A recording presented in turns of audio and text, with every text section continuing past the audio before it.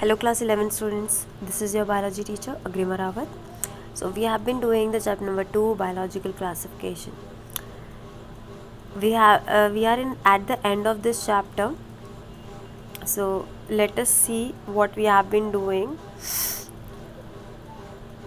So in the last video we have been talking about the organisms or the things that has not been included by the Whittaker in his classification.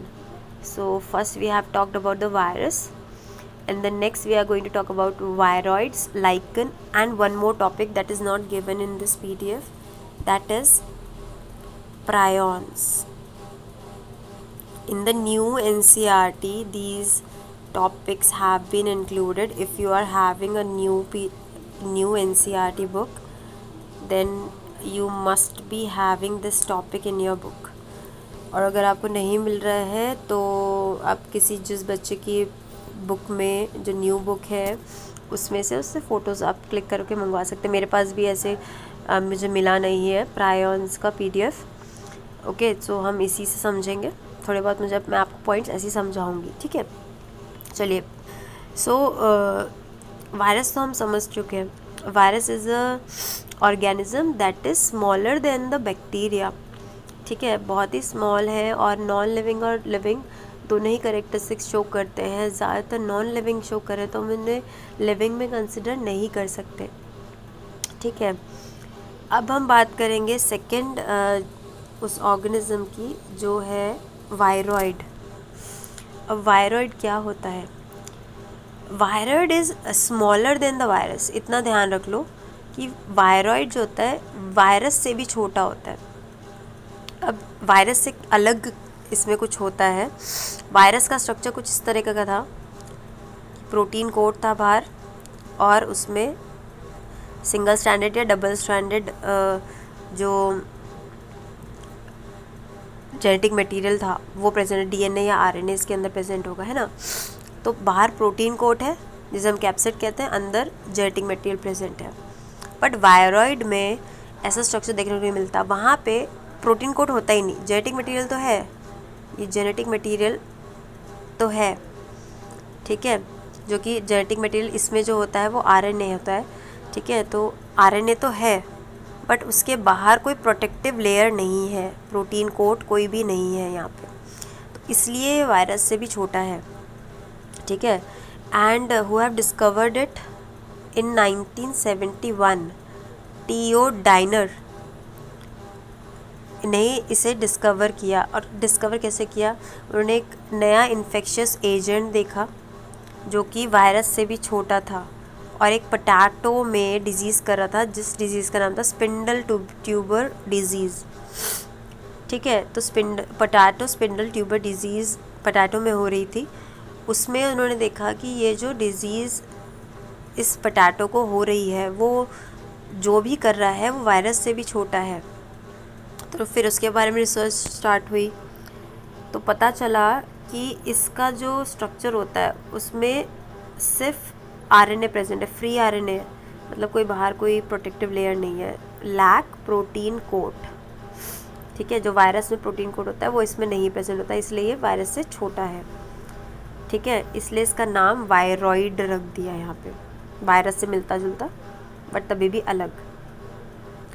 ठीक है, जो RNA का जो viroid का RNA होता है उसका molecular weight भी कम होता है. ठीक है, तो और मतलब बहुत छोटा होता है ये. ठीक है, सो वायरॉइड याद रखेंगे आप. वायरस में प्रोटीन कोट, न्यूक्लियो प्रोटीन बताया था मैंने उसका स्ट्रक्चर. न्यूक्लिक एसिड भी है, मतलब जेनेटिक मटेरियल भी है और प्रोटीन भी है. बट इसमें सिर्फ आपको जेनेटिक मटेरियल या फिर RNA आप बोल लीजिए, RNA मिलता है. ठीक है, नेक्स्ट हम बात करेंगे प्रायॉन्स की.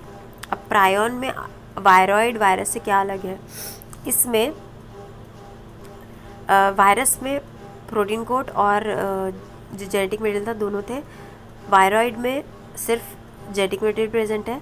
प्रायॉन्स नाम से ध्यान रख लेना, इसमें सिर्फ प्रोटीन ही प्रेजेंट होता है और प्रोटीन का कोट नहीं होता. कुछ इस तरीके से जेनेटिक मटेरियल की तरह ही एक ऐसे घूमता हुआ प्रोटीन प्रेजेंट होता है. ठीक है। प्रायोन किससे बना है? सिर्फ प्रोटीन से, इसमें कोई जेनेटिक मटेरियल प्रेजेंट है ही नहीं। सिर्फ किससे बना है? प्रोटीन से। पी से याद रख सकते हो आप, ठीक है। अच्छा, इसकी और क्या खासियत है? देखा गया है कि ये मॉडर्न टाइम में देखा गया, मतलब पहले स्टार्टिंग में पता नहीं चला, बाद में पता चला कि कुछ न्यूरोलॉजिकल डिजीज़, न्यूरोलॉजिकल मतलब दिमाग से रिलेटेड कुछ, आपके जो नर्वस सिस्टम है उससे रिलेटेड कुछ डिजीज़, इन्फेक्शियस डिजीज़ जो है ट्रांसमिट करता है ये एजेंट। वो एजेंट कौन है? प्रायोन। तो कुछ न्यूरोलॉजिकल डिजीज़ इस एजेंट की वजह से, इस प्रायोन की वजह से होती हैं, ठीक है। और वो प्रायोन कैसा है, उसमें क्यों हो रही है डिजीज़? क्योंकि ये प्रायोन सिर्फ प्रोटीन से मिलकर बना है, ठीक है। और इसका जो प्रोटीन है वो कैसा है? एबनॉर्मली फोल्डेड है, किसी भी तरह से जो प्रॉपरली नहीं है फोल्ड, ठीक है। इस तरीके से कैसे भी घुमा फिरा है एबनॉर्मली, जैसे नॉर्मली नहीं होता प्रोटीन का फोल्डिंग, ठीक है। आप आगे चल के पढ़ेंगे कुछ चैप्टर्स में बायोमोलिक्यूल्स वगैरह में कि प्रोटीन कैसे एक दूसरे से फोल्ड करता है। ये एबनॉर्मल तरीका है, ठीक है। जब एबनॉर्मली प्रोटीन फोल्ड होता है तो उससे एक डिजीज़ हो जाती है, ठीक है। न्यूरोलॉजिकल कुछ डिजीज़ हो सकती हैं। अच्छा, प्रायोन्स का साइज़ जो होता है वायरस के सिमिलर होता है। वायरॉइड तो वायरस से छोटे थे, बट प्रायोन्स वायरस के जितने ही होते हैं, साइज़ सिमिलर होता है कुछ।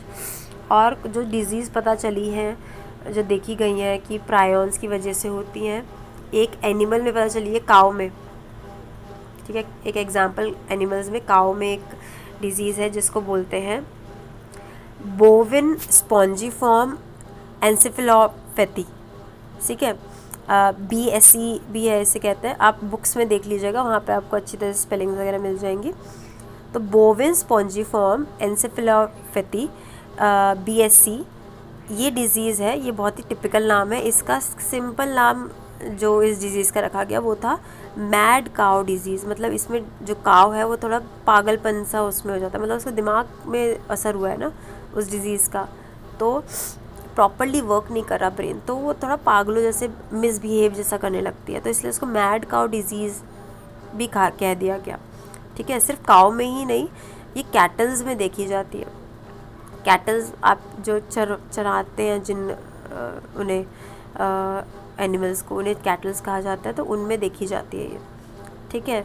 दूसरी हम डिजीज़ जो देखेंगे वो है ह्यूमन में, जो एग्जांपल देखने वाले जो प्रायोन से होती है। ह्यूमंस में जो डिजीज़ होती है उसका नाम है क्रूसफेड जैकब डिजीज़, ठीक है। इसे CJD, क्रूसफेड, आपकी बुक में सिर्फ CR लिखा हुआ है, ठीक है। उसका फुल फॉर्म है क्रूसफेड जैकब डिजीज़, या CR जैकब डिजीज़ आप याद कर सकते हो। ह्यूमंस में जो प्रायोन डिजीज़ करता है वो ये क्रूसीफेड जैकब डिज़ीज़ करता है। ये भी न्यूरोलॉजिकल डिज़ीज़ ही है, जिसमें इंसान जो ह्यूमन है उसके दिमाग पे असर होता है इस एबनॉर्मली फोल्डेड प्रोटीन का, ठीक है। तो इस तरीके से प्रायोन करता है। वायरॉइड और प्रायोन में आपको आई थिंक डिफरेंस पता चल गया होगा। वायरस में प्रोटीन कोट और जेनेटिक मटेरियल दोनों प्रेजेंट होते हैं, और जो आपका वायरॉइड है उसमें सिर्फ जेनेटिक मटेरियल प्रेजेंट है, प्रायोन्स में सिर्फ प्रोटीन प्रेजेंट होता है, ठीक है। चलिए इसे अब हम बात करेंगे लाइकन्स के बारे में, ठीक है। लाइकन्स, हमने फंगस फंगस के बारे में बात करी, तभी भी हमने इसमें पढ़ा था उसके बारे में। तो लाइकन क्या है? ये दो ऑर्गेनिज्म एक साथ रहते हैं सिम्बायोटिक एसोसिएशन में। उन दो ऑर्गेनिज्म का नाम क्या है? Algae and fungi. चलिए इसे मिटा देते हैं, फिर थोड़ी जगह बन जाएगी हमारे लिए। तो लाइकन किससे बना हुआ है? एक तो एल्गी और दूसरा फंजाई, ठीक है। एल्गी और फंजाई, तो एल्गी और फंजाई, इसमें मैंने बताया भी था आपको, फंजाई जो है वो एब्जॉर्ब करने का काम करता है, वाटर मिनरल्स वगैरह एब्जॉर्ब कर लेता है और किसको दे देता है? एल्गी को दे देता है। और एल्गी इसके बदले में खाना बनाती है और किसको दे देती है? फंजाई को दे देती है। तो एक तरह से क्या कर रहे हैं? एक दूसरे पे डिपेंडेंट है।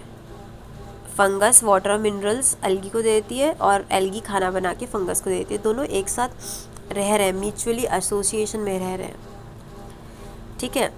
अच्छा, एक और चीज़,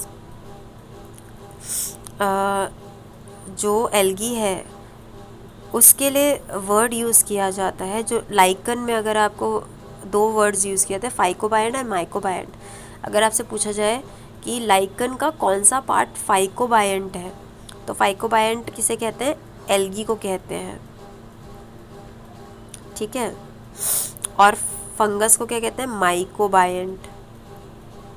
ध्यान रखना बस इसे, माइसीलियम से याद कर लो, फंगस में माइसीलियम होता है तो उससे थोड़ा बहुत आपको रिलेटेड याद हो जाएगा। फंगस याद हो गया, माइसीलियम या माइकोबायंट तो आपको फाइकोबायंट आराम से याद समझ आ जाएगा, ठीक है। तो मैंने आपको बता ही दिया है कि एल्गी जो है यहाँ पे खाना बनाती है, फंगस जो है शेल्टर और शेल्टर भी प्रोवाइड करती है। हाँ, ये बताना भूल गई मैं कि खाना तो प्रोवाइड करती ही है एल्गी, उसके अलावा शेल्टर रहने की जगह भी दे रही है, ठीक है। फंगस जो है एल्गी को रहने की जगह दे रही है और मिनरल एब्जॉर्ब करके दे रही है, मिनरल्स और वाटर, ठीक है। तो एल्गी का काम क्या हो गया? एल्गी फूड देगी फंगस को और फंगस एल्गी को रहने की जगह देगी और उसके साथ साथ पानी और न्यूट्रिएंट्स जो है, मिनरल न्यूट्रिएंट्स, उन्हें एब्जॉर्ब करके देगी, ठीक है। वो ऐसे एक साथ रहते हैं कि आपको लगेगा ही नहीं कि ये 2 अलग अलग ऑर्गेनिज्म हैं। अगर आप नेचर में आपने कभी देख लिया तो आपको पता ही चलेगा। एक बहुत इंपॉर्टेंट पॉइंट है यहाँ पे कि लाइकन जो है बहुत गुड कंडक्टर है पॉल्यूशन के। अब कैसे कंडक्टर बोल दिया मैंने, इंडिकेटर है पॉल्यूशन के। लाइकन कैसे है इंडिकेटर पॉल्यूशन के? जहाँ पे भी पॉल्यूशन होगा वहाँ पे आपको एल्गी देखने को नहीं मिले, ये लाइकन देखने को नहीं मिलती, ठीक है। पॉल्यूटेड एरियाज़ में आपको लाइकन देखने को नहीं मिलेगी। क्यों नहीं होती?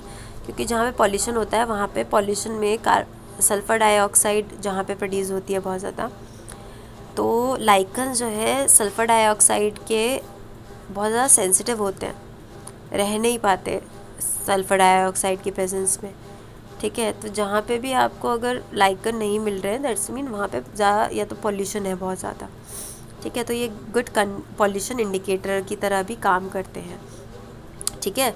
सो these were the organism that has not been covered by the Whittaker in its classification. तो इन्हें अलग से ही पढ़ते हैं हम। लाइकन तो इसलिए पढ़ते हैं क्योंकि ये एक एसोसिएशन है, इनको एक पर्टिकुलर क्लासिफ में नहीं डाल सकते क्योंकि 2 अलग अलग जो आपके किंगडम है उनके ऑर्गेनिज्म एक साथ रह रहे हैं, ठीक है। वायरस, वायरॉइड और प्रायरॉइड को क्यों पढ़ रहे हैं? क्योंकि ये एक तरह के प्रॉपर इनका सेल स्ट्रक्चर नहीं है, ए सेलुलर है, इसलिए इनको अलग से पढ़ रहे हैं, ठीक है। I hope everything is clear now, okay, thank you.